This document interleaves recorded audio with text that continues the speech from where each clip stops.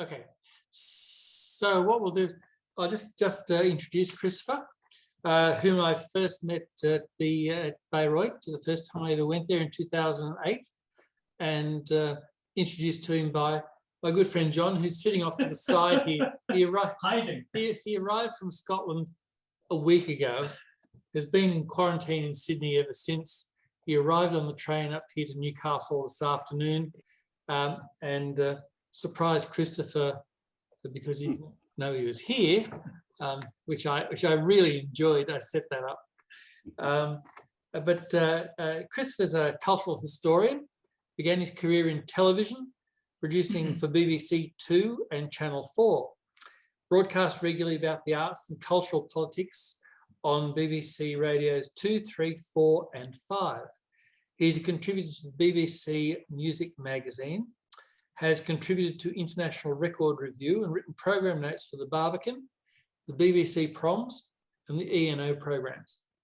He teaches for the University of Syracuse and the University of Oregon in the London program, for the British American Drama Academy as well.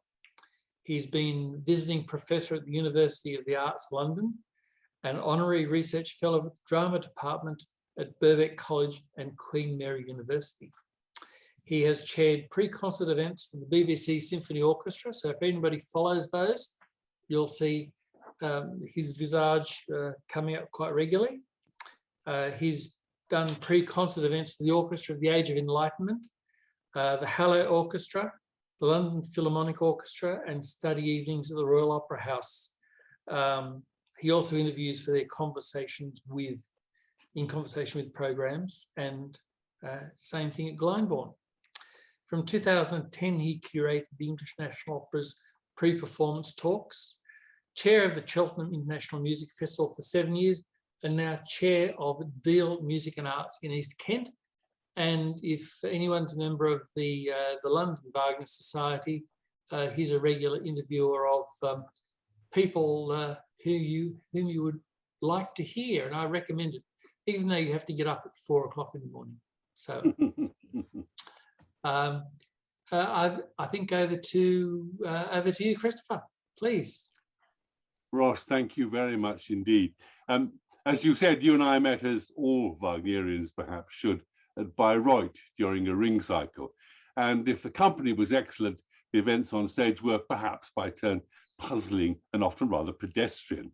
So you might say that on this occasion, the road from Bayreuth led to New South Wales, but enough of the past.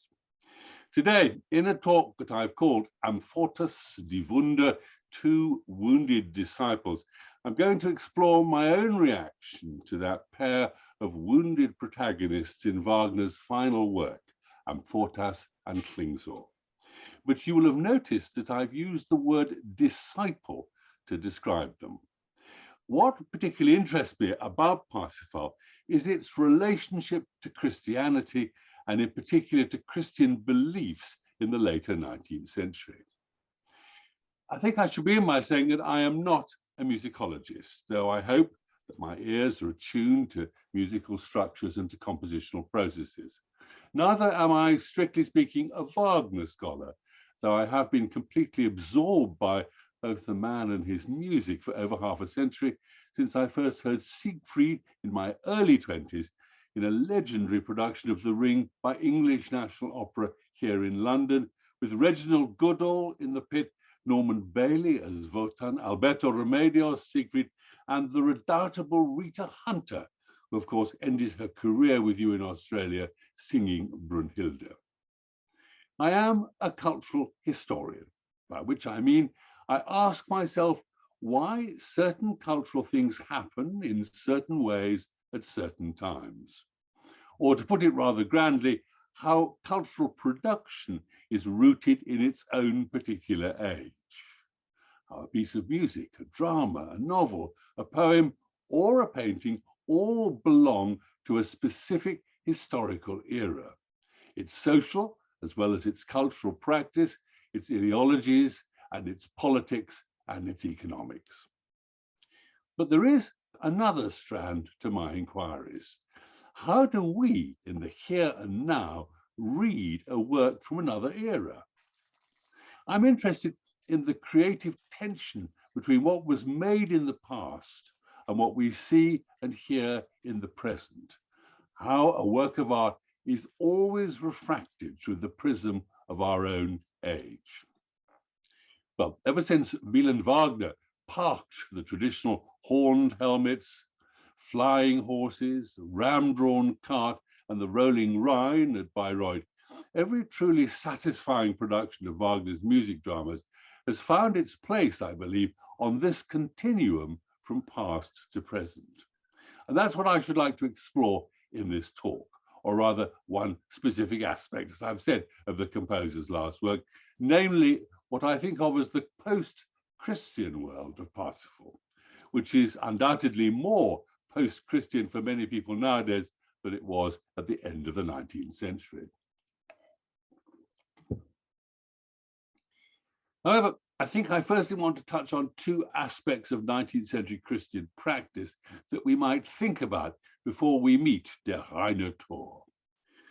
To judge, certainly in England, by the number of new churches built in the fashionably ecclesiastical Gothic style, damp and drafty and terribly high-minded, the 19th century was a great age of faith. But in reality, it was also the great age of doubt. In particular, doubts about revealed and received religion that permeated the thoughts of artists and intellectuals. Matthew Arnold, for example, and his great poem, perhaps his finest poem for many of us, Dover Beach, written on his honeymoon, looking at the sea, not so very far from where I'm talking to you here in Deal in East Kent. In the poem, Arnold writes, "The sea of faith was once too at the full and round earth's shore, lay like the folds of a bright girdle furled. But now I only hear its melancholy long withdrawing roar, retreating to the breath of the night wind down the vast edges drear and naked shingles of the world." But what might replace that sense of loss of faith in Arnold's great poem? Where was a rod and staff of faith to be found in this secular age? It's a question that absorbed a great many serious artists all through Western Europe in the closing years of the 19th century, as they contemplated how the less than Christian consequences of the Industrial Revolution had despoiled green and pleasant lands. Not just Matthew Arnold, but William Morris too, and Richard Wagner, who wrote once, "I hate this fast-growing tendency to chain men to machines in big factories and deprive them of all joy in their efforts. The plan will lead to cheap men and cheap products." There's another aspect of Christian practice, or rather scholarship, that I'd like to draw your attention to. And that's how the new disciplines of materialist thought, godfathered by the technology that drove industrialization, was seeping across the Western world, were applied to theology. Darwin may have undone the notion of the book of Genesis as history. How difficult it was to understand that your pretty sister, or even worse, your fiancée or mother, could be descended from an ape. But it was the new methods of history, pioneered by German scholars like Leopold von Ranke, whose dictum was that the historian should represent the past wie es eigentlich gewesen ist, as it actually happened, by assembling the facts and then interpreting. What he'd found, that a younger generation of Christian writers proceeded to borrow. Take one example, Ernest Renan's Vie de Jésus, Life of Jesus, published in 1863. Taking its cue from the newly fashionable study of eugenics, the book portrays Jesus making himself Aryan, not Jewish, and above all as a man and not God. Renan rejects the miracles, and by insisting that Jesus joins the human race, argues that he acquires a greater dignity. The life of Jesus, the Frenchman believes, can be written like that of any other historical figure, and the Bible subjected to exactly the same critical scrutiny as any historical document. Well, a question. Had that omnivorous autodidact that is Richard Wagner read Renan's Life of Jesus? There was, I've discovered, and there still is, a copy in the composer's library at Wahnfried. And as so often, it's Cosima Wagner's writings in her diary who confirms that her husband was familiar with the Frenchman's work. On June the 11th, 1878, when Wagner was working simultaneously on the preliminary and the orchestral drafts for Act 2 of Parsifal, she wrote, "We stroll about the garden. R tells me of Renan's Life of Jesus, which does not displease him. Among other things, he feels that he has depicted the idea of God the Father very well." So not only is the composer familiar with Renan's biography of Jesus, but he mentions it at a time when 5 days earlier he'd begun work on that crucial scene between Parsifal and Kundry that ends with the kiss that brings him knowledge, together, of course, with excruciating pain. That cry, Amfortas die Wunde, die Wunde. It is, of course, immediately tempting to comment on a possible connection between Parsifal's sudden understanding of a shared humanity and the human Jesus proposed by Renan. Tempting, but something for another time, I promise you. More to the point is Wagner's draft for a music drama based upon the life of Jesus. In 1848, he sketched out a scenario for a work called Jesus of Nazareth.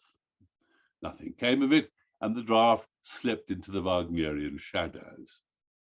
However, there was a projected scene in the draft in which Mary Magdalene, on her knees at Jesus' feet on the shore of Lake Gennesareth and consumed with repentance, announces that her principal desire in life now is to serve Jesus' followers as their humblest slave. Later, in Wagner's outline, she anoints him and washes his feet, which led to Hans von Holzhofen, that snapper-up of unconsidered Wagnerian trifle, to suggest that Parsifal and Kundry were really Jesus and Mary Magdalene, an idea that was quickly dismissed by Wagner himself. This begs, I think, a question. What did Wagner retain from his own Lutheran upbringing, apart from an ear and memory for the Dresden Amen, which plays such an important role in the music of Parsifal? I cannot resist quoting the master himself, a very personal credo written in 1841. Wagner says, "I believe in God, Mozart, and Beethoven, and likewise their disciples and apostles. I believe in the Holy Spirit and the truth of the one indivisible art. I believe that this art proceeds from God and lives within the hearts of all illumined men. I believe that he who was once bathed in the sublime delights of this high art is consecrate to her forever and never can deny her. I believe that through this art, all men are saved." Well, the conflation of religion and art is a familiar 19th century cultural trope that has, of course, its roots in Romanticism. But I will return to this idea when we've explored Parsifal itself. In every sense, the music that starts Wagner's final stage work is sublime. That long, syncopated phrase for strings and reeded woodwind floats us to some other place. The absence of determined harmony and the indeterminate beat unravel our expectations of where we think we are, which are further unsettled by the chords in A flat, which introduce the theme for a second time, played now one octave higher. Twice this theme dissolves into silence. Then comes the measured tread of the Dresden Amen, and we think we've recovered our musical bearings. No wonder that Claude Debussy described Parsifal as one of the most beautiful edifices in sound ever raised to the glory of music. Parsifal, however, is not just a beautiful edifice in sound. it is not a choral symphony. It is, of course, to state the obvious, a music drama, with action, characters, a mise-en-scène, and above all, words that belong to all three of those elements. Here is a text to be given music which the composer shaped and polished and worried over for the best part of 17 years. Too often we hear the music, but forget, perhaps deliberately ignore the words. And it must be admitted that there are understandable reasons why some refuse to engage with the implications of the drama as it unfolds before our eyes as well as our ears. From the very beginning, Parsifal was conceived as being different from Wagner's other music dramas. The composer himself had christened the work Bühnenweihfestspiel, which is usually translated as a sacred festival drama. But the writer and director Mike Ashman has written that a more precise rendering of the word might be a festival work to consecrate a stage. However we understand the word Bühnenweihfestspiel, it's clear that Wagner is signaling that this work is different from his previous music dramas. Even one of his fiercest critics, Edvard Hanslick, understood this as he wrestled with assigning Parsifal a cultural pigeonhole. He called it a superior kind of magic opera, locating it then within a 19th century tradition that looks back to Mozart's Der Zauberflöte. The work itself is not sacred in any strict sense of that word, though it undoubtedly borrows its narratives from sources steeped in pagan and Christian religious traditions. I think the description was Richard Wagner's way of reserving the work for Bayreuth, the consecrated stage, so leaving his widow and his heirs a legacy that would support them after his death. And while he was writing Parsifal, Wagner was suffering quite as much as his principal characters. The angina that hinted at the heart attack that would kill him in Venice in February 1883 was already beginning to incapacitate him. If the title is a problem, then so are the many interpretations of the work. Wagner has prostrated himself before the Christian cross, declared Nietzsche, and explicit Christian meanings of Parsifal continue. This is from an essay by Lucy Beckett, who edited the Cambridge Opera's handbook to Parsifal. She writes, "The Grail in Parsifal, for all the bits and pieces of pagan legend that Wagner retained, demands to be taken in its full Christian sense as the perpetually renewed chalice of the Last Supper, which represents Christ's continuing presence amongst men. If it is not so taken, many of the words used to describe it and its place at the center of the drama, itself needing redemption from the plight which Amfortas' failure has brought it, become meaningless." If some were thrilled by the apparently Christian message from the master, others who chiefly believed in Wagner were completely repelled. Then there were those for whom Parsifal seemed as palpably anti-Semitic as the composer's own views, expressed in the series of writings which include the hateful Das Judentum in der Musik, Jewishness in Music, first written in 1850. Who could doubt that Klingsor, the evil sorcerer, intent on destroying the Knights of the Grail, was Jewish? This reading of Parsifal reaches its apogee in the writings of Robert Gutmann and others post-1945, and the Holocaust, some of whom hinted that the road from the Festspielhaus led directly to the gates of Auschwitz-Birkenau. So the argument in Parsifal is between the Aryan knights and the Jewish musician, with the theme of blood in the work read as an appeal for racial cleansing. And the whole kingdom of the Grail is a prototypical SS Nazi state. No wonder we close our eyes, deciding we will just listen to one of the most beautiful edifices in sound ever raised to the glory of music.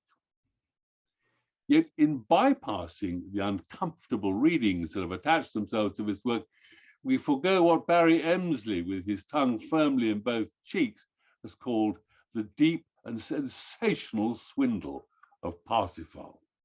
All great art is, of course, a swindle, a matter of smoke and mirrors.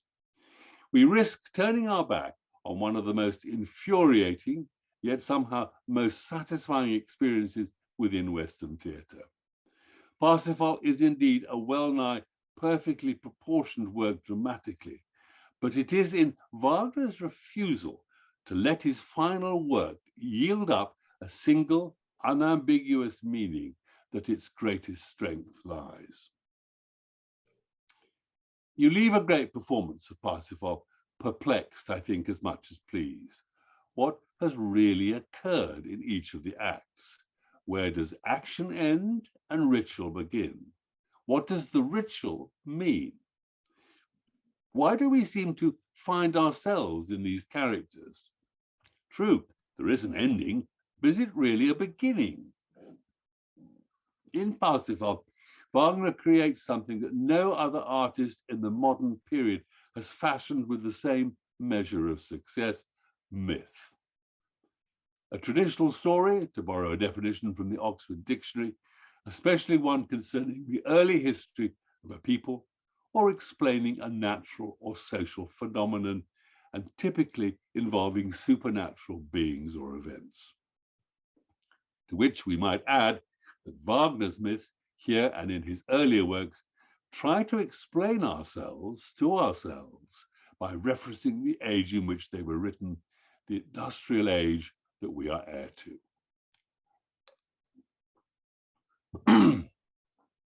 In the summer of 1845, Wagner, who was resting in the spa town of Marienbad, having just completed the orchestration of Tannhäuser, began to read Wolfram von Eschenbach's Parsifal. Here, in this high medieval poem, he found the story of the quest for the Grail. Though in von Eschenbach's version, the Grail is a magical stone with no clear Christian significance. Parsifal was a German version of the French Parsifal by Chrétien de Troyes, which Wagner may have read later. And in de Troyes, we find a magic dish. But this too has no connection with either the cup that was used by Jesus and his disciples at the Last Supper, or indeed the vessel in which Joseph of Arimathea caught Christ's blood when, hanging on the cross, his side was pierced by the spear of the Roman centurion Longinus. It was Wagner who identifies the Grail with these two vessels, and it is Wagner who links the Grail to the sphere. Gifts which in Wagner's telling the story were brought from heaven by angels when Ticherel was building the castle of the Grail. As Wagner would write later in the notebook that he kept for his second wife Cosima, the spear belongs as a relic with the Grail. In the Grail, the blood is preserved which flowed from the Saviour's side, pierced by the spear point. We know from the books in his library and conversations with Cosima that she recorded in her diary that Wagner continued to read around the story of Parsifal and the Grail. There are, for example, hints of the traditional pagan myth of the Fisher King, the story of the ruler who must die in order that his people and lands may live again. Wagner, like Shakespeare, had an absolute genius for finding what he needed amongst his disparate sources and bending them successfully to his dramatic will. Things become altogether clearer in 1857, when Wagner, who was now living in a house at the bottom of Otto von Wesendonk's garden while busy seducing his host's wife, penned a first prose sketch for what he sensed would be his final work. In the years that followed, he finished Tristan and Isolde, wrote Die Meistersinger, and completed The Ring. But Parsifal was never far from his thoughts.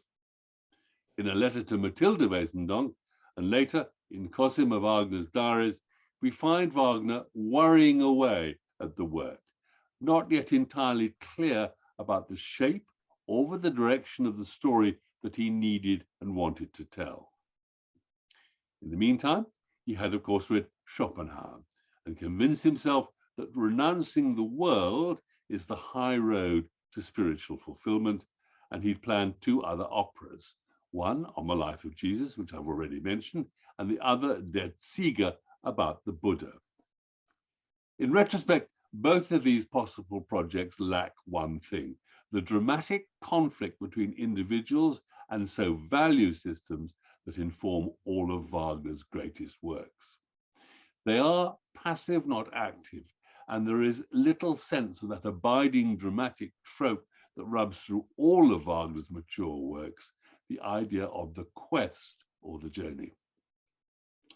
It was not until 1865 that everything was at last clear. Wagner's patron, Ludwig II of Bavaria, demanded to know what the composer was planning to do about Der Zieger and Parsifal. This, I have to say, was not the best time to be asking the composer about anything to do with his work. Indeed, one can only marvel at Wagner's capacity to turn potential disaster to his own creative advantage. In June of that year, Hans von Bülow had conducted the triumphant first performances of Wagner's Tristan. Ludwig Schnorr von Karelsfeld, his Tristan, was dead, killed, said the new composer's critics, by the strain of singing this new music. And while the composer might still be the king's favorite, His Majesty's ministers and the Munich citizenry were growing angry at Wagner's interference in Bavarian politics and his use of the public purse for his own private consumption. Act 2 of Siegfried was only half scored and Die Meistersinger only half composed. And there was worse. Isolde, his first child with Hans von Bülow's wife Cosima, had been born in April, and even though husband and wife were still living under the same roof, the ménage à trois with Richard Wagner was starting to be talked about in the city. Nevertheless, the composer retired to his study, sat down, and in just 4 days wrote out the complete prose sketch for Parsifal. In a glorious understatement, he wrote at the bottom, "Well, that was help in need," before getting back to reality, whole and naked.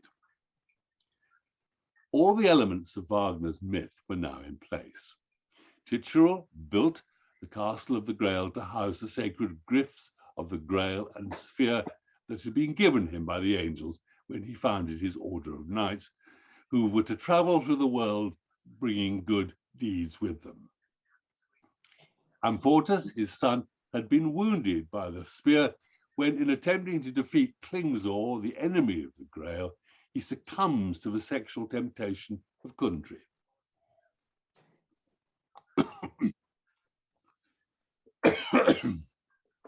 It is now an agony for him to perform the office of the Grail. Enter Parsifal. I'm going to have a good cough if you'll forgive me.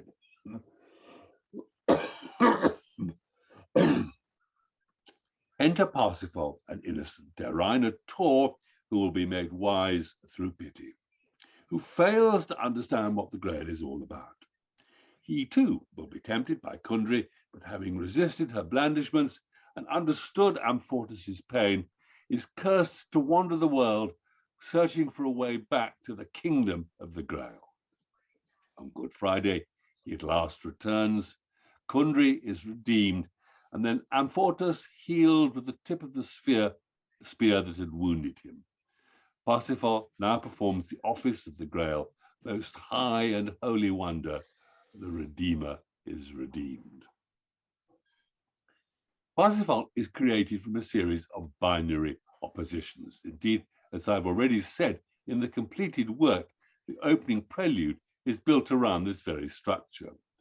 And there are also opposing versions of time in Parsifal too. In the Kingdom of the Grail, time and space seem to be collapsed, and time stands still as Gornemans and Parsifal make their way to the Temple of the Grail.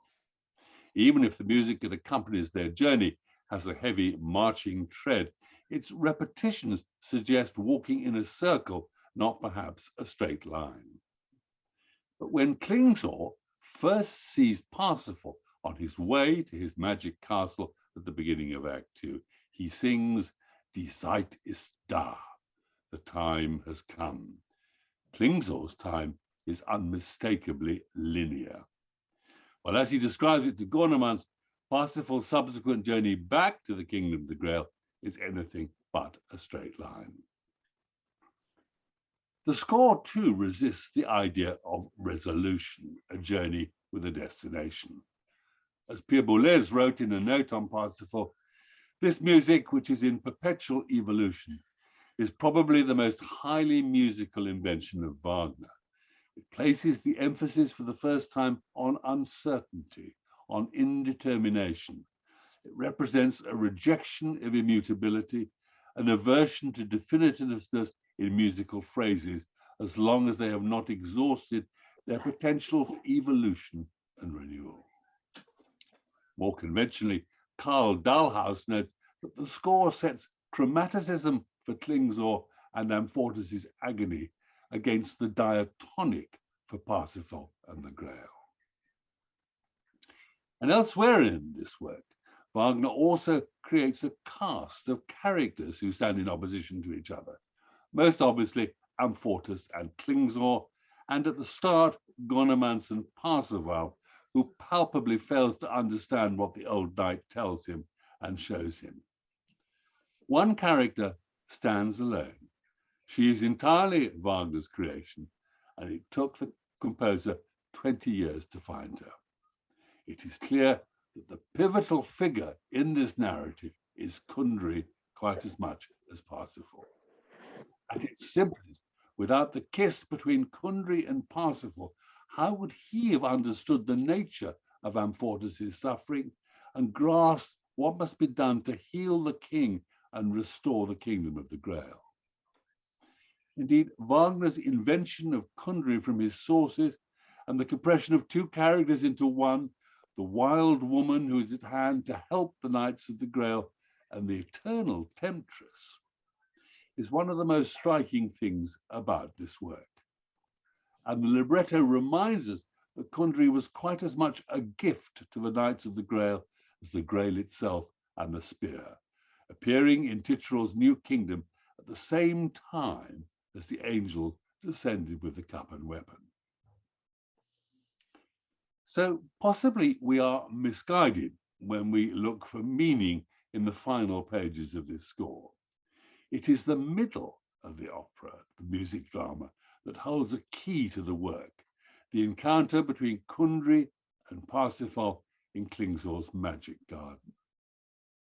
And while undoubtedly we experience Parsifal in the theatre as a sequential narrative that starts out at the edge of the Graalgebiet, a region resembling the northern mountains of Gothic Spain, before detouring across those mountains to a place that looks south to Moorish Spain, and finally arriving in the Temple of the Grail that is ripe for renewal, we can also think of this work as a triptych, with Act 2 the central and therefore the most significant panel.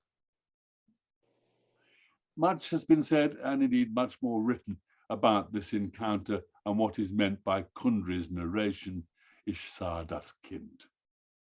Looked at in one way, Kundry, at the behest of Klingsor, is seducing an innocent without experience or knowledge, but she is also giving Parsifal the personal history that he has lost. In this way, there is evidently a dramatic and emotional elision between her and Herzeleida, Parsifal's dead mother, who is at the heart of the history that Kundry is giving the boy. We don't need Freud to remind us that this makes the kiss incestuous as well as carnal. But view Kundry's encounter with Parsifal in the cultural context of the late 19th century, and other things come into focus. She is unmistakably the femme fatale, that merciless destroyer of men who haunts the male imagination in the late Romantic period. But in Wagner's version, a femme fatale who yearns for redemption and also who knows what has happened. She has as much knowledge about the past, more in fact, than the opera's wise man Gornemanz, who only knows her as the wild woman and nothing of her relationship with Klingsor. And in using that knowledge to give Parsifal an identity, Kundry may represent a response to another of the deep anxieties that runs through so many accounts of the industrial 19th century. In the shift from an agrarian to an industrial society, people are imagined to have abandoned a settled life that had been naturally regulated by the sun and the seasons for the dystopia of the modern city, where you could never be certain of your place, either geographically or socially. Or indeed, who in a directly personal sense you were, as families were divided and the relations between children and parents reshaped by the capitalist appetite for labor. As Marx described it, we have become alienated from ourselves and our milieu. We should remember that Parsifal has abandoned his mother to find his way in the world. Has he therefore symbolically shaken the dust of the countryside off his feet? Kundry is also the wild woman of Acts 1 and 3, the two wings of Wagner's triptych. And notice the dramatic symmetry of these two wings, with one almost the mirror image of the other.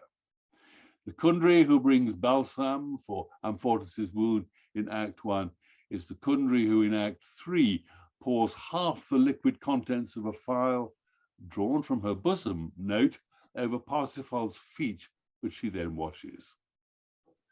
The image of the penitent Magdalene bathing Jesus' feet is unavoidable.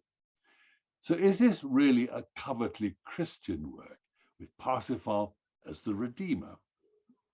Dietrich Borchmeier goes further, placing Kundry's story within the whole scheme of Christian redemption that begins in the book of Genesis, saying, in Kundry's kiss, that archetypal miss, as Wagner once described it to Cosima, we find a reenactment of Eve's seduction of Adam, and in Amfortas' fall from grace, Adam's original sin. Kundry is, as it were, the serpent of paradise. But Borchmeier's Kundry is much more, I think, than the worm in the Christian apple. She clearly belongs to the ferment that was Viennese intellectual life at the end of the 19th century. She is a sister to those women that we encounter in Klimt, whose celebrated painting made in 1907 is called The Kiss. Do I need to say more? Well, perhaps that in this painting, it is the man who takes the erotic initiative and not the woman. And so we arrive at the man that Vladimir Nabokov christened the Viennese witch doctor, Sigmund Freud. It's a truism, of course, to say that there are pre-Freudian fingerprints all over Wagner's works. Sons who are searching for their mothers, sibling incest, daughters who challenge their fathers, heroes like Tristan who struggle to find the past moment that led to his present predicament as he lies dying in the castle of Cariol. To a cultural historian's ear, Tristan's agony, as it used to be called, resembles nothing so much as an abbreviated session on the psychoanalyst's couch. To return to something that I mentioned earlier, it is all but impossible to view the cultural production of the past except through our own contemporary lens, which means that we cannot see and hear Wagner's work without recalling the revolution that Sigmund Freud proposed in understanding the human psyche, even if we choose to dismiss it as a sequence of unprovable propositions. Allow me to be personal for a moment. In 2011, I was fortunate enough to see a new production of Parsifal at the Teatre de Lisieux in Barcelona, directed by Klaus Guth. It was set in a crumbling mansion that appeared to have become a sanatorium for wounded and shell-shocked soldiers from the Great War. During the prelude, Ticherel, Amfortas and Klingsor were seated at a dining table. When Ticherel showed fatherly feelings towards Amfortas, Klingsor rose and stalked out of the room. Yet at the end of Act 3, Klingsor and Amfortas seemed to be reconciled. The opera was also staged subsequently in Zurich, and I've been haunted by the memory of those stage pictures, and I think that they have colored the way in which I've tried to understand Parsifal ever since. At its simplest, in a kind of neo-Freudian way, Klingsor, like Amfortas, craves an approving father, and it was this that drove him to want to join the very masculine club that surrounds the Grail. But how does he try to become a member? By demasculinizing himself by castration. In Wagner's terms, this is evidently part of the Schopenhauerian prescription that one must abandon desire, but taken terrifyingly literally. However, I want to suggest in the 21st century, we cannot but read it as part of a continuing debate about gender and patriarchy. Some facts. Klingsor failed in his attempt to join the Grail Knights. He takes his revenge by having his flower maidens seduce them when they arrive in his domain. Determined to put a stop to this, Amfortas moves in on Klingsor, but he too is seduced and, far worse, loses the holy spear that was entrusted to Titurel for safekeeping along with the Grail, and is wounded by the spear. That wound never heals, and Amfortas' bleeding wound might be said to signify in some way the menstrual cycle. In other words, both Klingsor and Amfortas have been feminized. It is only the all too phallic spear, recovered and wielded by a compassionate Parsifal, awakened to this situation by a woman's kiss, that can restore manhood to Amfortas. And what of Kundry in this reading? If Amfortas and Klingsor quarrel over a father, Parsifal finds his mother, Hetzerleide, through a woman, who both gives the hero his family as well as engendering compassion in him. Kundry, a reviled woman, punished for eternity for laughing in Jesus' face, repositions the ideas about gender roles that we encountered at the beginning of Parsifal.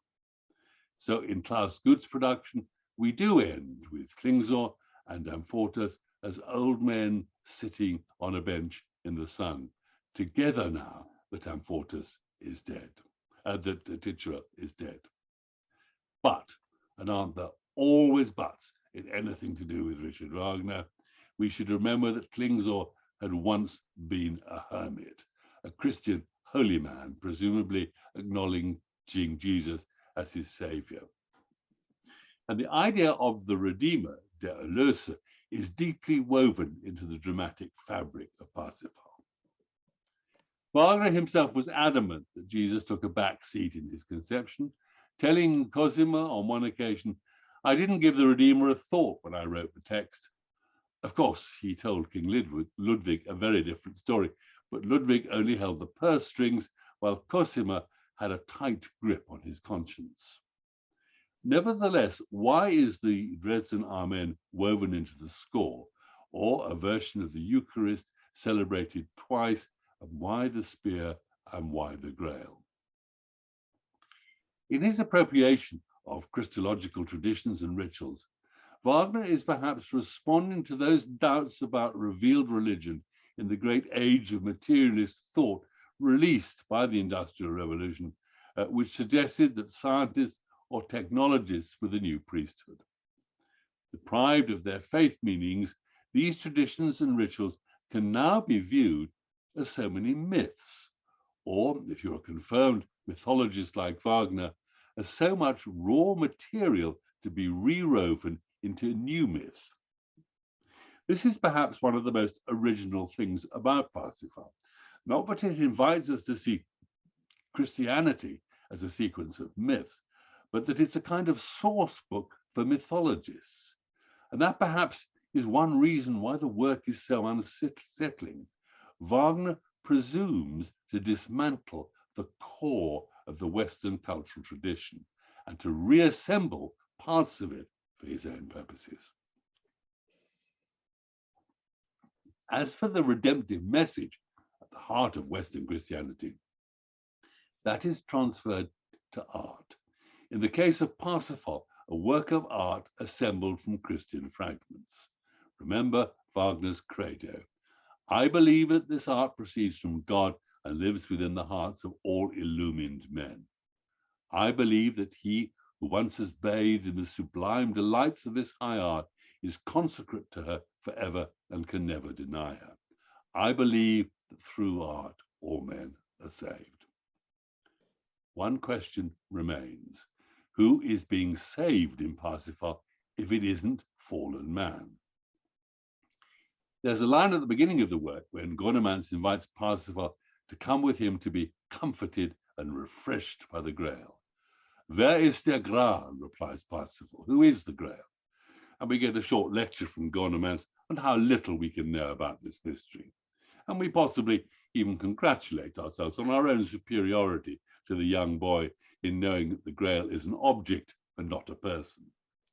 But the question is actually a wise one, because the Grail may in fact not be a thing, but a person.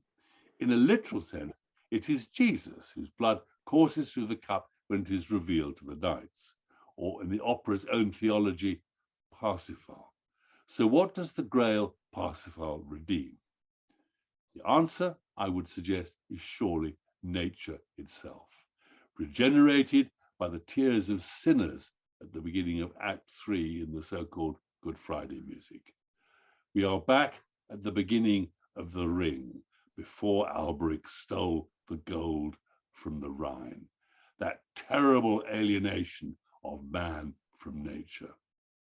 Or, to borrow another myth, the tragedy of the expulsion from paradise. The end of Parsifal holds out the promise that art can make us whole again in a world where everything is sacred, dedicated to art. Or as Kundry tells the squires, who have mockingly described her as a wild animal in Act 1, sind die Tiere hier nicht heilig? Are the animals not holy too? Thank you very much indeed.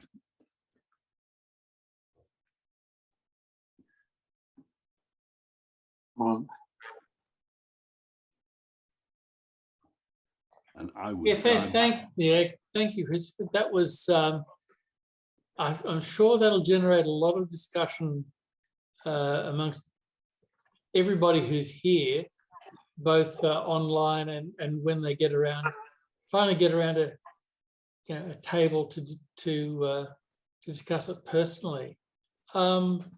Would you like to take some questions? I'm delighted to try to take questions. I can't promise to give answers. Okay, I have one it's cropped up in Sydney very recently, and it relates to what you said at the beginning of your talk, that about reading a work of the 19th century from another era.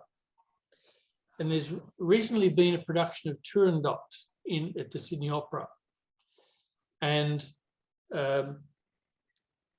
particularly the scene with Ping, Pang, and Pong has been criticised or discussed as cultural insensitivity, portraying Chinese in a certain way that's offensive to some people, especially people of Chinese origin. But given the era in which Turandot was written and what's gone, the thinking of the early 20th century, I just wonder what you think about people being portrayed that way on the stage today, I think this is an extraordinarily interesting question, and we could spend another hour trying to debate what the issues are. I mean, it relates in this country, in England, to the continuing concern that we do not reflect within cultural production the diversity of the different elements within our society. And Deal Music and Arts, we have a whole working party constantly reviewing this question of diversity. It also relates to the feeling that there is the possibility of giving cultural offence. I don't know what the answer to all of this is, except to say, firstly, that I think you have to be aware of the issues and you have to announce them and you have to enter into a dialogue if you're going to do things that are likely to upset people with your potential audience and others, so they understand what it is you're trying to do. And secondly, I would say that it seems to me that all great art, to some extent, offends. That's its purpose. It isn't there to make us feel comfortable. Great art is not about slipping into a warm bath. It's actually stepping into a very cold shower on a winter's day. It's bracing and it's difficult and it's awkward. So I think you need to respect the sensibilities of people, but you do that by actually discussing and debating and talking about them and raising the issues. But you also need to remember that offence is one of the key weapons available to any great artist. Does anyone else have any questions, queries? Liz. Are you talking to me? Yes, Liz Ollie. I've got a question. I found your talk very, very interesting, and I would dearly like to read it and absorb it. And will you be publishing it in any format? I don't publish because I think there's far too much on paper already, but I'm happy to send a copy to Ross, and I'm delighted if he wants to share it with anybody who'd like to read it. I would really like to read it. Thank you very much. And there was so much in it that, yeah. And interestingly, there was a performance of Parsifal just in 2019, in February 2019 by Vic Opera, and it was done really beautifully, I would say. Anyway, and interestingly, while I've got the floor, I just want to end on a matter that you mentioned when you mentioned that you first heard Rita Hunter and Alberto Remedios conducted by Richard Goodall. And interestingly, they both did a concert performance of Siegfried in the 1980s, the early 1980s in Melbourne. It was a concert performance, and it was scheduled to be 2 performances. But unfortunately, Alberto Remedios had a cold, a sore throat, and he had a glass of water like this, and he was used to giving gestures, and he kept gesturing with the glass of water, and he nearly doused Rita Hunter.